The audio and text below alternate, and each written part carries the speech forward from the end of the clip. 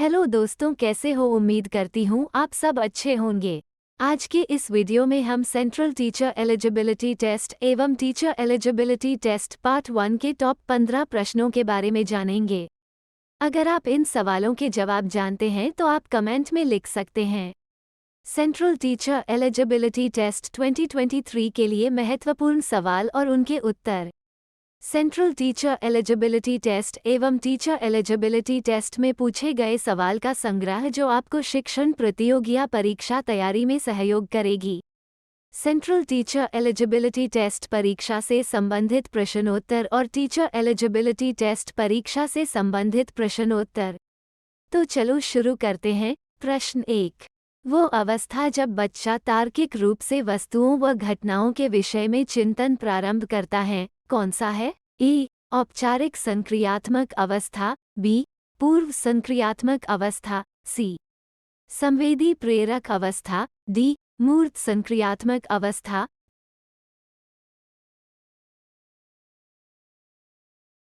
उत्तर D. मूर्त संक्रियात्मक अवस्था। प्रश्न 2। मन का मानचित्रण संबंधित है? ए. साहसिक कार्यों की क्रिया योजना से, बी. बोध बढ़ाने की तकनीक से, सी. मन की क्रियाशीलता पर अनुसंधान से, डी. मन का चित्र बनाने से।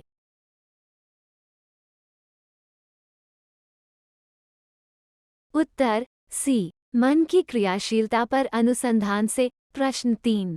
विशेष रूप से प्राथमिक स्तर पर विद्यार्थियों की सीखने संबंधी समस्याओं को संबोधित करने का सबसे बेहतर तरीका है? ए. महंगी और चमकदार सहायक सामग्री का प्रयोग करना, बी. सरल और रोचक पाठ्य पुस्तकों का प्रयोग करना, सी. कहानी कथन पद्धति का प्रयोग करना, डी. अक्षमता के अनुरूप विभिन्न शिक्षण पद्धतियों का प्रयोग करना।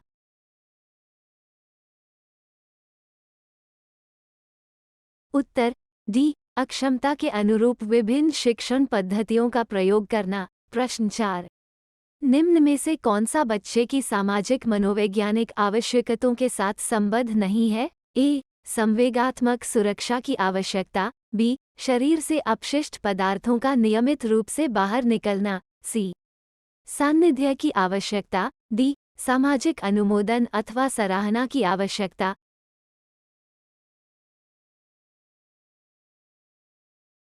उत्तर बी. शरीर से अपशिष्ट पदार्थों का नियमित रूप से बाहर निकलना। प्रश्न 5। वो कौन सा कथन है जहां बच्चे के संज्ञानात्मक विकास को सबसे बेहतर तरीके से परिभाषित किया जा सकता है? ए. विद्यालय एवं कक्षा पर्यावरण, बी. खेल का मैदान, सी. सभागार, डी. घर।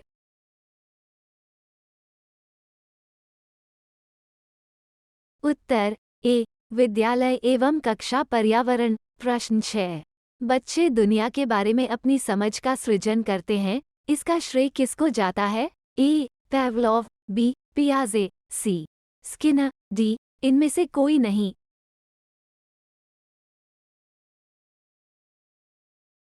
उत्तर बी. पियाजे। प्रश्न 7। शिक्षा के क्षेत्र में पाठ्यचर्या शब्दावली किसकी ओर संकेत करती है? ए. विद्यालय का संपूर्ण कार्यक्रम जिसमें विद्यार्थी प्रतिदिन अनुभव प्राप्त करते हैं, बी. मूल्यांकन प्रक्रिया, सी. शिक्षण पद्धति एवं पढ़ाई जाने वाली विषय वस्तु, डी. कक्षा में प्रयुक्त की जाने वाली पाठ्य सामग्री।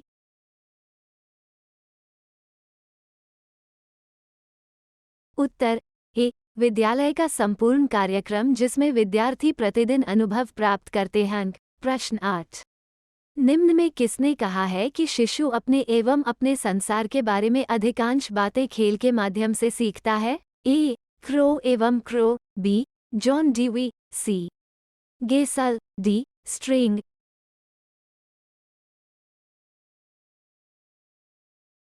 उत्तर डी. स्ट्रिंग। प्रश्न 9।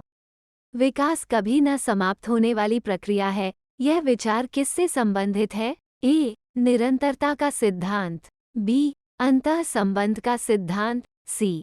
अंतःक्रिया का सिद्धांत, डी. एकीकरण का सिद्धांत।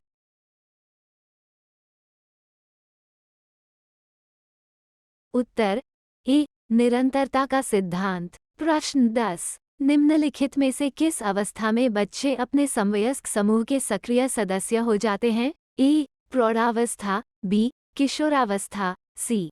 बाल्यावस्था, डी. पूर्व बाल्यावस्था।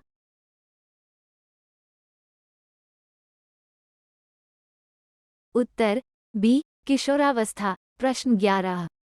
बच्चों के बौद्धिक विकास की 4 विशिष्ट अवस्थाओं की पहचान की गई। ए. एरिक्सन द्वारा, बी. पियाजे द्वारा, सी.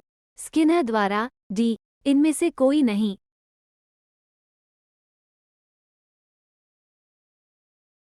उत्तर बी. पियाजे द्वारा। प्रश्न 12।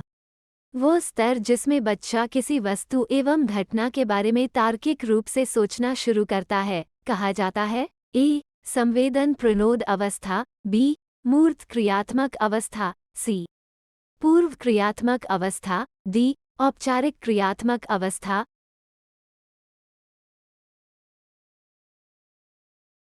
उत्तर बी.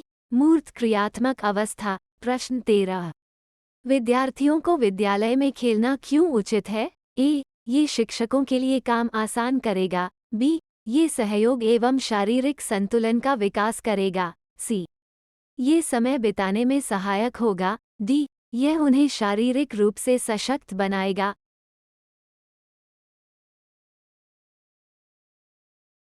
उत्तर बी. ये सहयोग एवं शारीरिक संतुलन का विकास करेगा। प्रश्न 14। परिवार एक साधन है? ए. अनौपचारिक शिक्षा का, बी. दूरस्थ शिक्षा का, सी. गैर औपचारिक शिक्षा का, डी. औपचारिक शिक्षा का।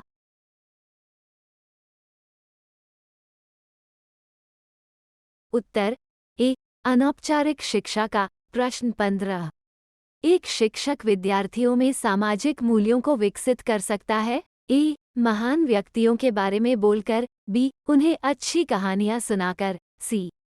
आदर्श रूप से बर्ताव कर, डी. अनुशासन की अनुभूति को विकसित कर।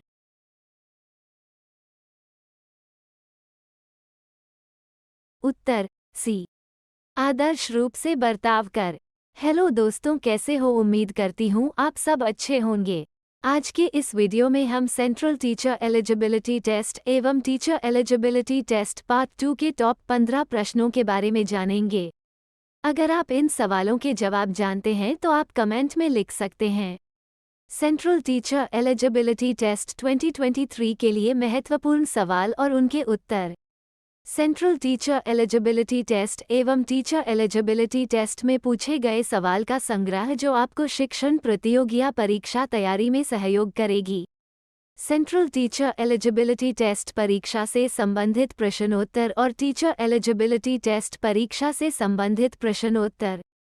तो चलो शुरू करते हैं। प्रश्न 1। एक शिक्षक के लिए सबसे महत्वपूर्ण क्या है? ए. कक्षा में अनुशासन बनाए रखना, बी. एक सुवक्ता होना, सी. विद्यार्थियों की कठिनाइयों को दूर करना, डी. कक्षा में समयानुवर्ती होना।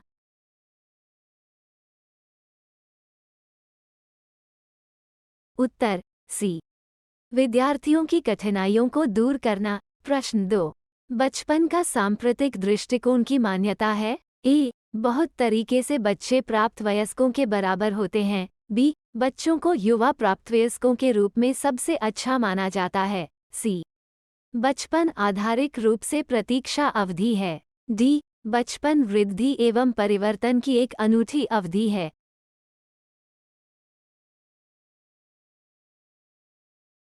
उत्तर डी. बचपन वृद्धि एवं परिवर्तन की एक अनूठी अवधि है। प्रश्न 3। असंगठित घर से आने वाला बच्चा सबसे अधिक कठिनाई का अनुभव करेगा? ए. सुनिर्मित पाठों में, बी. अभ्यास पुस्तिकाओं में, सी. नियोजित निर्देश में, डी. स्वतंत्र अध्ययन में।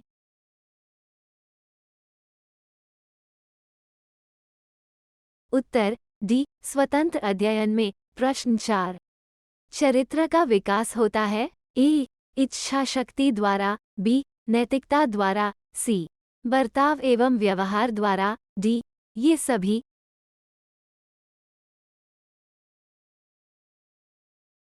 उत्तर डी. ये सभी। प्रश्न 5।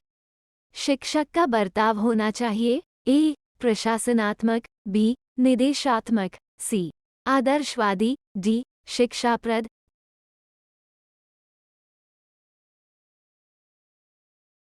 उत्तर सी आदर्शवादी। प्रश्न 6, बालिका शिक्षा को महत्ता देना उचित है, कारण ए बालिकाएं बालकों से अधिक बुद्धिमती हैं, बी अतीत में बालिकाओं को बुरी तरह से विभेदित किया जाता था, सी किसी सामाजिक परिवर्तन के नेतृत्व में केवल बालिकाएं समर्थ हैं, डी बालिकाएं बालकों से अल्पसंख्यक हैं।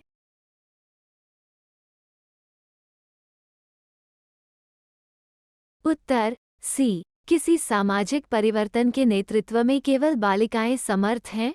प्रश्न 7, यदि कोई विद्यार्थी आपका सम्मान नहीं करता है तो आप ए उसे डांटेंगे, बी उसकी उपेक्षा करेंगे, सी परीक्षा में कम अंक देंगे, डी इनमें से कोई नहीं।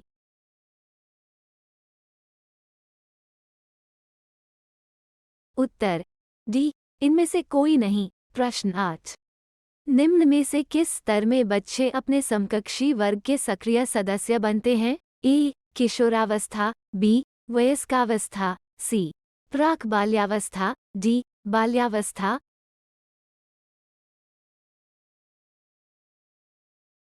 उत्तर ए किशोरावस्था। प्रश्न 9, एक सामान्य 12 वर्ष उम्र के बच्चे में सबसे अधिक होना संभव है? ए कुल प्रेरक समन्वय में कठिनाई, बी समकक्षी के अनुमोदन के लिए बेचैनी, सी अब और यहाँ में उसकी रुचियों को सीमित करना, डी वयस्कों को खुश करने के बारे में दुश्चिंता की अनुभूति।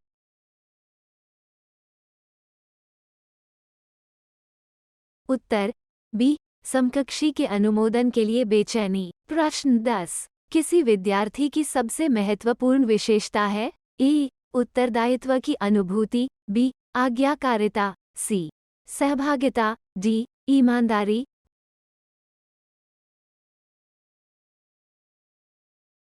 उत्तर बी आज्ञाकारिता। प्रश्न 11, बुनियादी स्तर पर मातृभाषा में शिक्षा देना बेहतर है क्योंकि यह ए बच्चों में आत्मविश्वास का विकास करेगा, बी प्राकृतिक वातावरण में बच्चों को सीखने में सहायता करेगा, सी बौद्धिक विकास में सहायता करेगा, डी अधिगम को सरल बनाएगा।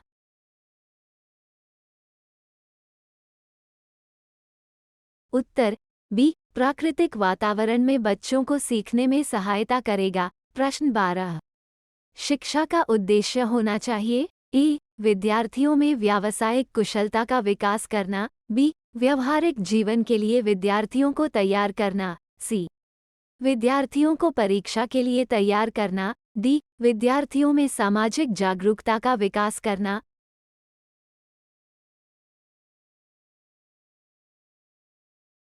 उत्तर बी व्यवहारिक जीवन के लिए विद्यार्थियों को तैयार करना। प्रश्न 13, खिलौनों की आयु कहा जाता है? ए पूर्व बाल्यावस्था को, बी शैशवावस्था को, सी उत्तर बाल्यावस्था को, डी ये सभी।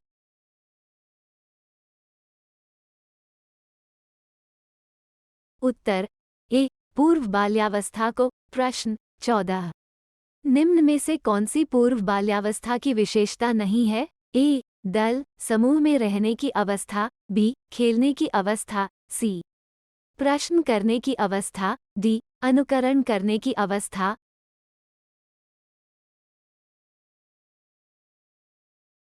उत्तर बी खेलने की अवस्था। प्रश्न 15, उत्तर बाल्यावस्था में बालक भौतिक वस्तुओं के किस आवश्यक तत्व में परिवर्तन समझने लगते हैं? ए द्रव्यमान, बी द्रव्यमान और संख्या, सी संख्या, डी द्रव्यमान संख्या और क्षेत्र।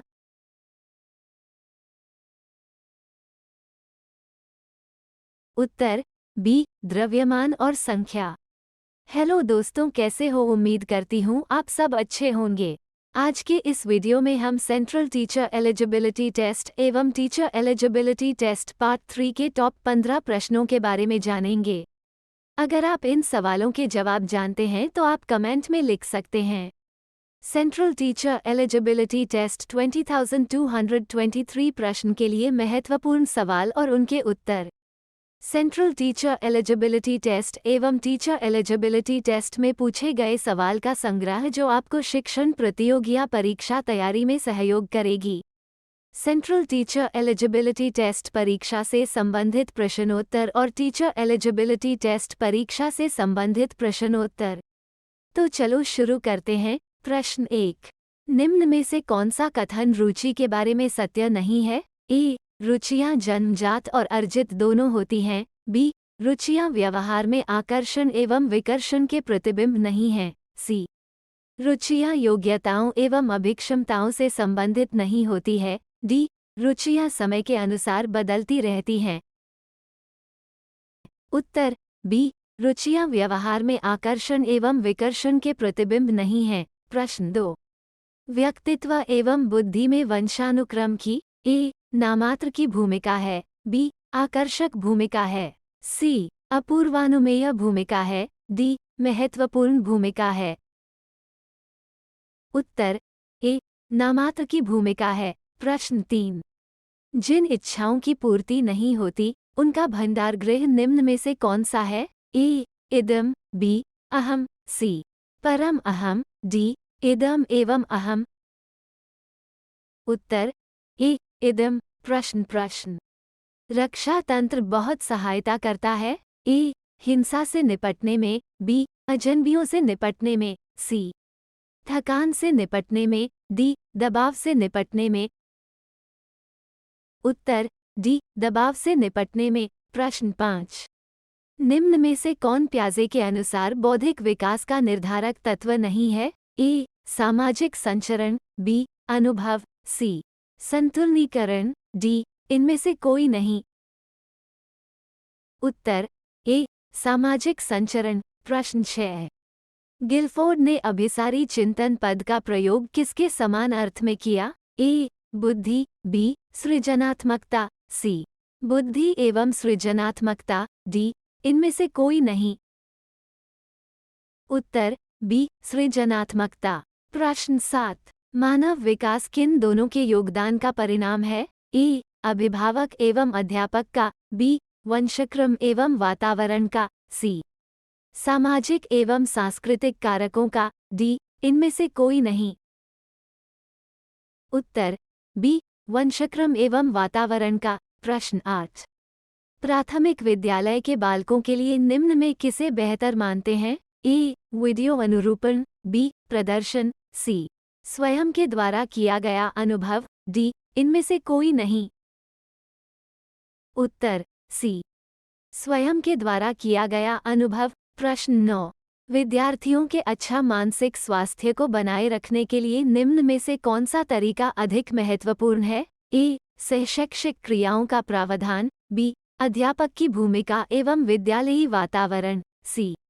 रुचियों की भिन्नता। डी. अभिव्यक्ति की स्वतंत्रता। उत्तर बी. अध्यापक की भूमिका एवं विद्यालयी वातावरण। प्रश्न 10। समायोजन से तात्पर्य स्वयं का विभिन्न परिस्थितियों में अनुकूलन करना है ताकि संतुष्ट किया जा सके। ए. दूसरों को। बी. आवश्यकताओं को। सी. उद्देश्यों को। डी. प्रेरकों को। उत्तर बी. आवश्यकताओं को। प्रश्न 11। 6 से 10 वर्ष की अवस्था में बालक रुचि लेना प्रारंभ करते हैं। ए. धर्म में। बी. विद्यालय में। सी. मानव में। डी. इनमें से कोई नहीं। उत्तर बी. विद्यालय में। प्रश्न 12। विद्यालय में पर्यावरण शिक्षा से आपका अभिप्राय है? ए. छात्रों में पर्यावरण का ज्ञान हो जाए। बी. छात्रों पर अतिरिक्त बोझ डालना। सी. पर्यावरण को दूषित होने से बचाया जा सके। डी. छात्रों का मनोरंजन हो। उत्तर सी. पर्यावरण को दूषित होने से बचाया जा सके। प्रश्न 13। क्रियात्मक अनुसंधान का उद्देश्य है? ए. नवीन ज्ञान की खोज। बी. विद्यालय तथा कक्षा की शैक्षिकी कार्य प्रणाली में सुधार लाना। सी. शैक्षिक परिस्थितियों में व्यवहार विज्ञान का विकास। डी. ये सभी। उत्तर बी. विद्यालय तथा कक्षा की शैक्षिकी कार्य प्रणाली में सुधार लाना। प्रश्न 14। यदि स्कूल में पूरे समय तक बच्चों को शिक्षा कार्यक्रमों में पूरी तरह व्यस्त रखा जाए तो आपके ख्याल से कौन सी समस्या पैदा नहीं होगी? ए. गृह कार्य देने की आवश्यकता नहीं पड़ेगी। बी. छात्रों में पढ़ने के प्रति रुचि में कमी नहीं आएगी। सी. अनुशासनहीनता नहीं पैदा होगी। डी. छात्रों को स्कूल के बाद ट्यूशन पढ़ने की जरूरत न होगी। उत्तर सी. अनुशासनहीनता नहीं पैदा होगी। प्रश्न 15। शिक्षक का वह गुण जो उसे अन्य व्यवसायियों से अलग करता है वह है उसकी ए. कर्मठता। बी. भाषण देने में निपुणता। सी. अध्ययनशीलता। डी. ये सभी। उत्तर सी. अध्ययनशीलता। हेलो दोस्तों, कैसे हो? उम्मीद करती हूँ आप सब अच्छे होंगे। आज के इस वीडियो में हम सेंट्रल टीचर एलिजिबिलिटी टेस्ट एवं टीचर एलिजिबिलिटी टेस्ट पार्ट 4 के टॉप 15 प्रश्नों के बारे में जानेंगे। अगर आप इन सवालों के जवाब जानते हैं तो आप कमेंट में लिख सकते हैं। सेंट्रल टीचर एलिजिबिलिटी टेस्ट 20,223 प्रश्न के लिए महत्वपूर्ण सवाल और उनके उत्तर।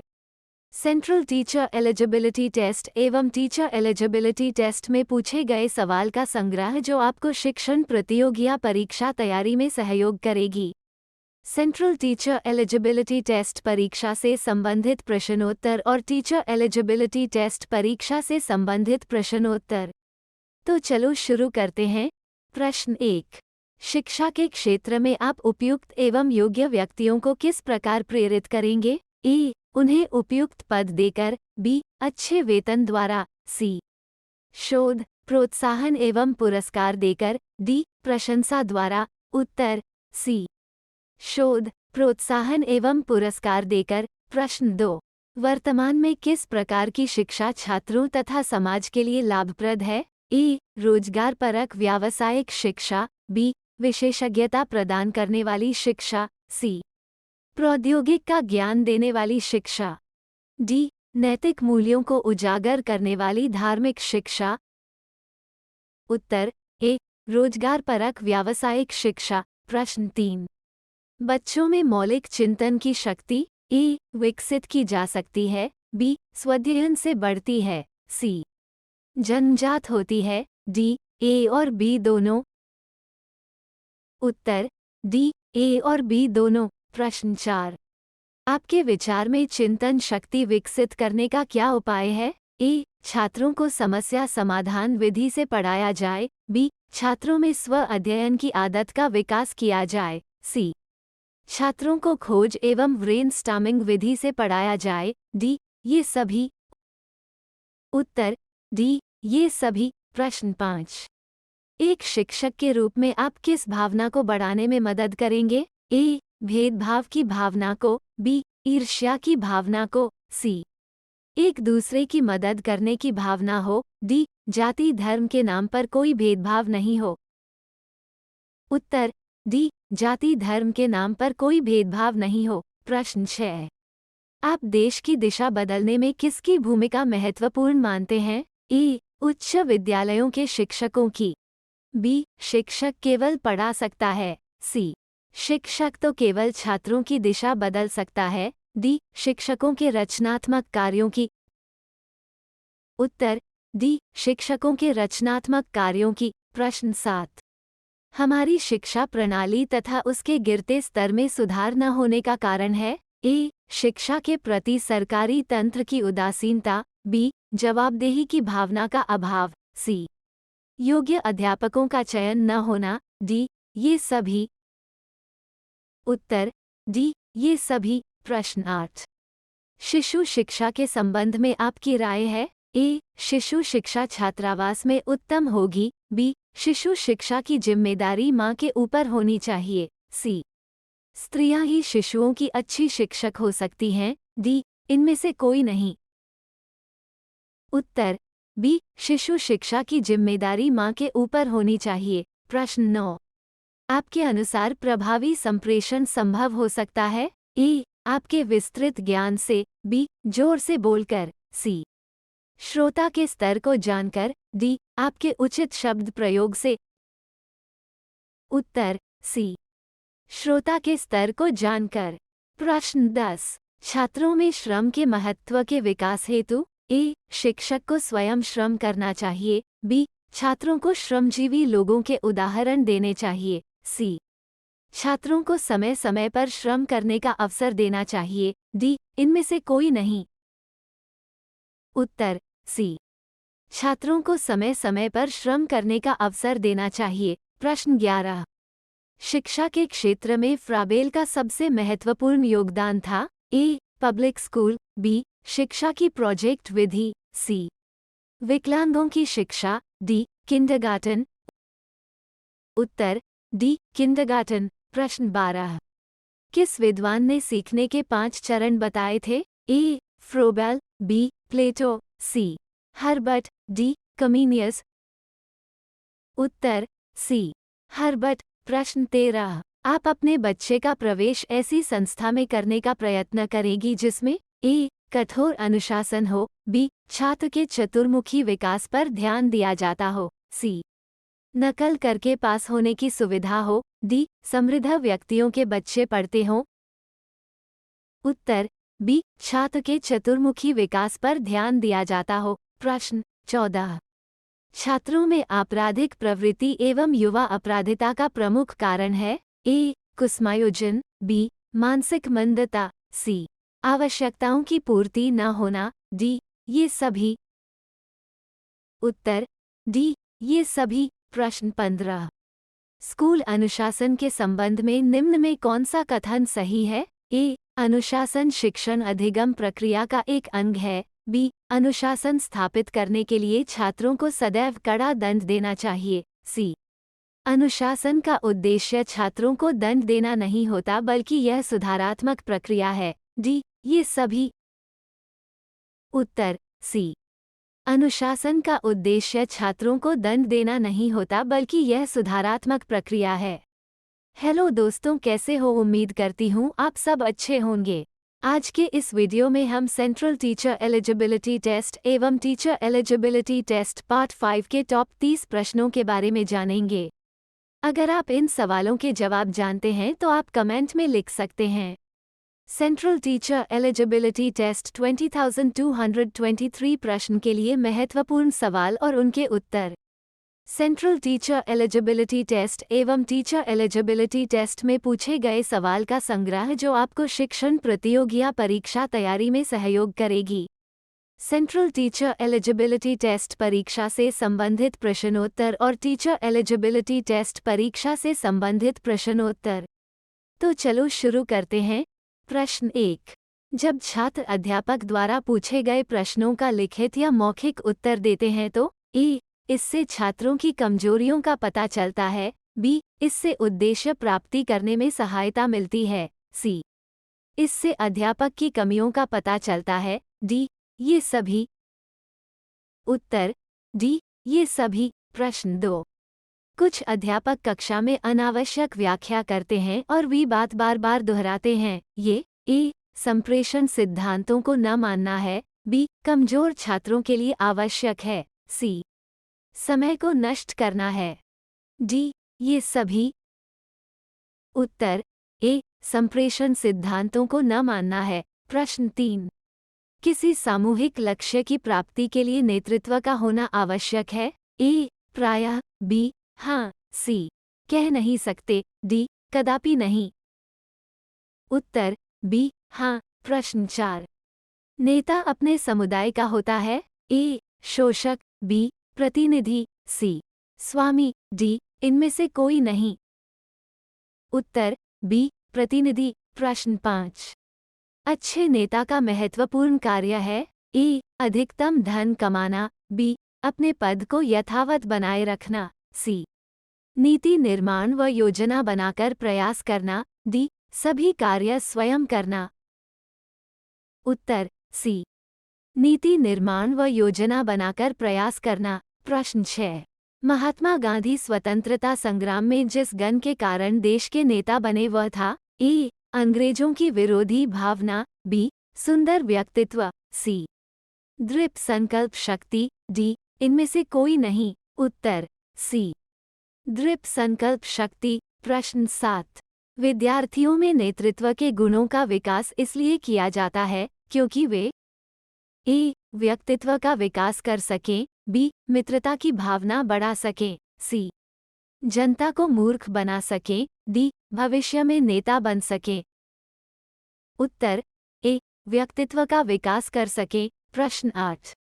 शिक्षकों द्वारा प्राइवेट ट्यूशन करने के संदर्भ में आपका विचार है कि ए. इस पर कोई रोक नहीं होनी चाहिए, बी. इसे कानून बनाकर दंडनीय कर देना चाहिए, सी. प्राइवेट ट्यूशन पर रोक लगा देनी चाहिए, डी. प्राइवेट ट्यूशन केवल विशेष परिस्थितियों में ही की जाए। उत्तर डी. प्राइवेट ट्यूशन केवल विशेष परिस्थितियों में ही की जाए। प्रश्न 9। छात्रों में अनुशासनहीनता के निराकरण का श्रेष्ठ उपाय है? ए. छात्रों की समस्याओं से अवगत होना, बी. छात्रों से सीधे संपर्क स्थापित कर अनुशासनहीनता के कारणों को मालूम करना, सी. छात्रों को कठोरता से दंडित करना, डी. छात्रों में भयमुक्त वातावरण बनाना। उत्तर बी. छात्रों से सीधे संपर्क स्थापित कर अनुशासनहीनता के कारणों को मालूम करना। प्रश्न 10। बच्चों के लिए सबसे उत्तम शिक्षक वो है जो स्वयं बालक जैसा हो। ये कथन किसका है? A. Mencken, B. Rousseau, C. अरस्तु, डी. John Locke. उत्तर ए. मेनकन। प्रश्न 11। अनौपचारिक शिक्षा किनके लिए है? ए. जो शिक्षा पूरी करने से पहले स्कूल छोड़ चुके हों, बी. उन बच्चों के लिए जो स्कूल नहीं जाते, सी. उन बच्चों के लिए जो कहीं कोई काम कर रहे हैं, डी. ये सभी। उत्तर डी. ये सभी। प्रश्न 12। एक प्रभावी संसूचक के रूप में आप सबसे पहले निम्न कदमों में से किस पर विचार करेंगे? ए. संसार के उद्देश्य निर्दिष्ट करना, बी. संचार माध्यमों का चयन, सी. मूल्यांकन प्रक्रिया की योजना बनाना, डी. उपरोक्त में से कोई नहीं। उत्तर ए. संसार के उद्देश्य निर्दिष्ट करना। प्रश्न 13। कक्षा के भौतिक वातावरण को बेहतर बनाने के लिए निम्न में से किसे महत्व दिया जाना चाहिए? ए. वायु प्रदूषण पर नियंत्रण, बी. ध्वनि प्रदूषण पर रोकथाम, सी. उपरोक्त दोनों, डी. इनमें से कोई नहीं। उत्तर सी. उपरोक्त दोनों। प्रश्न 14। कक्षा के शोरगुल को नियंत्रित रखने के लिए संप्रेषण की कौन सी पद्धति सबसे अच्छी है? ए. शांत होकर एक एक बच्चे पर नजर डालना, बी. बात मत करो बार बार कहना, सी. शोरगुल की परवाह किए बिना शिक्षण आरंभ कर देना, डी. विद्यार्थियों की आवाज से भी ऊंची आवाज में बोलना। उत्तर सी. शोरगुल की परवाह किए बिना शिक्षण आरंभ कर देना। प्रश्न 15। शिक्षा में प्रयोजनवाद की विचारधारा का प्रवर्तक कौन था? A. Kilpatrick, B. Pestalozzi, C. William James, D. John Dewey. उत्तर सी. William James. प्रश्न 16। प्रयोजनवाद ने किसे जन्म दिया? ए. प्रोजेक्ट विधि, बी. व्यावसायिक शिक्षा, सी. शिक्षा की खेल विधि, डी. बेसिक शिक्षा। उत्तर ए. प्रोजेक्ट विधि। प्रश्न 17। अभ्यास से ए. ज्ञानेंद्रियों का प्रशिक्षण होता है, बी. याद होता है, सी. ज्ञान प्राप्त होता है, डी. गृह कार्य नियमित करने की आदत पड़ती है। उत्तर ए. ज्ञानेंद्रियों का प्रशिक्षण होता है। प्रश्न 18। कक्षा में आप कैसे प्रश्न करना पसंद करेंगे? ए. जिनका उत्तर सभी छात्र दे सकें, बी. जिनका उत्तर देने के लिए छात्रों को कुछ सोचना पड़े, सी. जिनका उत्तर शायद ही कोई छात्र दे सके, डी. जिनका उत्तर कोई भी छात्र न दे सके। उत्तर बी. जिनका उत्तर देने के लिए छात्रों को कुछ सोचना पड़े। प्रश्न 19। शिक्षा की खेल विधि का अर्थ है? ए. खेल क्रियाओं द्वारा शिक्षा, बी. क्रियाशीलता पर जोर, सी. खेल की शिक्षा, डी. खेल क्रियाओं द्वारा मनोरंजन। उत्तर ए. खेल क्रियाओं द्वारा शिक्षा। प्रश्न 20। खेल माध्यम से शिक्षा क्या है? ए. रचनात्मक प्रवृत्ति को दबाती है, बी. अमनोवैज्ञानिक है, सी. मनोवैज्ञानिक है, डी. समूह प्रवृत्ति को दबाती है। उत्तर सी. मनोवैज्ञानिक है। प्रश्न 21। छात्र केंद्रित शिक्षण का आशय है ए प्रत्येक छात्र की आवश्यकता का ध्यान रखना, बी शिक्षण में छात्रों का पूर्ण सहयोग लेना, सी सभी छात्रों को निःशुल्क शिक्षा देना, डी छात्रों को मनमानी करने की छूट देना। उत्तर ए प्रत्येक छात्र की आवश्यकता का ध्यान रखना। प्रश्न 22।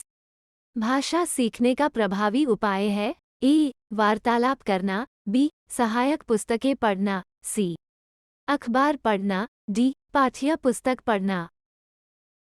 उत्तर ए वार्तालाप करना। प्रश्न 23। निःशुल्क और अनिवार्य प्राइमरी शिक्षा लागू होने के फलस्वरूप ए बालकों में साक्षरता बढ़ी है, बी ग्रामीण क्षेत्रों में साक्षरता बढ़ी है, सी देश में साक्षरता बढ़ी है, डी ये सभी। उत्तर डी ये सभी।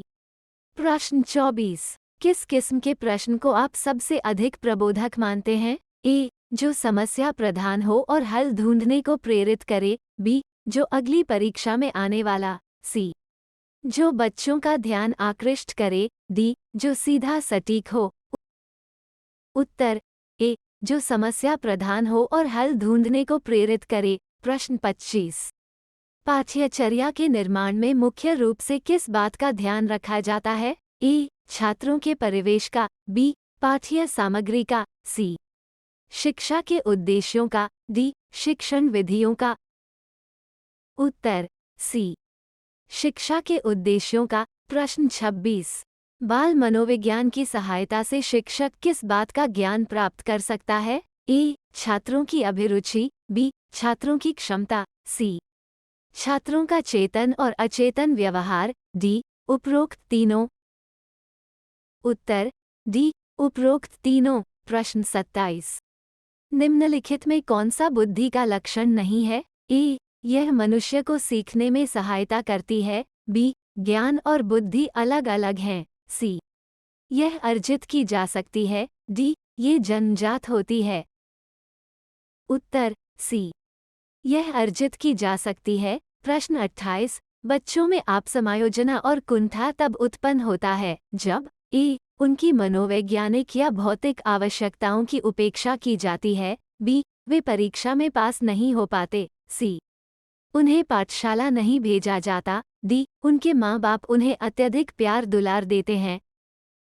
उत्तर ए उनकी मनोवैज्ञानिक या भौतिक आवश्यकताओं की उपेक्षा की जाती है। प्रश्न 29। शिक्षा के स्तर को ऊंचा उठाने के लिए निम्नलिखित में से क्या आवश्यक है? ए छात्रों का सतत मूल्यांकन, बी पाठ्यक्रम में संशोधन, सी अध्यापकों का उच्च वेतन, डी पाठ्य पुस्तक का सतत मूल्यांकन। उत्तर ए छात्रों का सतत मूल्यांकन। प्रश्न 30। एक सफल अध्यापक के लिए आवश्यक है? ए छात्रों की सभी बातें मानता हो, बी वो देखने में सुंदर हो, सी मीठी भाषा बोलता हो, डी छात्रों को भली प्रकार विषय ज्ञान देता हो। उत्तर डी छात्रों को भली प्रकार विषय ज्ञान देता हो।